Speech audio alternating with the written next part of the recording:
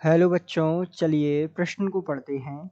Glucose के एसिटिलीकरण के दौरान इसे एसिटिक एनहाइड्राइड के x मोल की आवश्यकता होती है।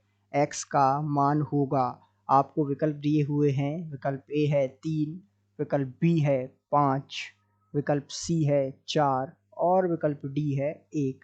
तो आइए बच्चों, मुख्य अवधारणा को समझते हुए हम इस प्रश्न को हल करते हैं तथा इसकी समीकरण को देखते हुए या इसकी अभिक्रिया को देखते हुए हम जो है इसके हल का पता लगाते हैं और सही विकल्प का चुनाव करते हैं। तो यहाँ सबसे पहले हम बात करते हैं ग्लूकोज के एसिटिलीकरण है उस अभिक्रिया की। तो यहाँ होता क्या है कि सबसे पहले हम ले लेते हैं ग्लूकोज जिसका सूत्र कुछ इस प्रकार है CHO, यहाँ जुड़ा होता है, यहाँ जुड़ा होता है CHOH, कोष्टक के बाहर 4 और यहाँ इसके साथ जुड़ा होता है CH2OH।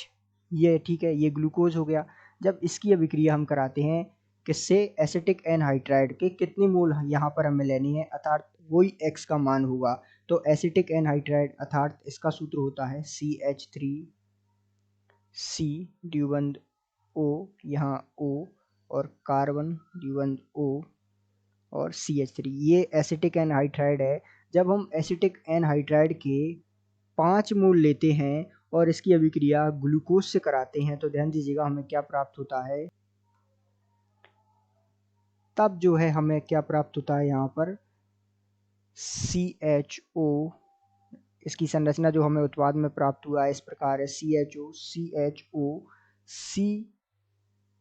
CH3, कोष्टक के बाहर यहाँ 4 और यहाँ इससे जुड़ा हुआ होता है CH2O CO CH3 और साथ में यहाँ हमें प्राप्त होता है 5 मोल CH3COOH।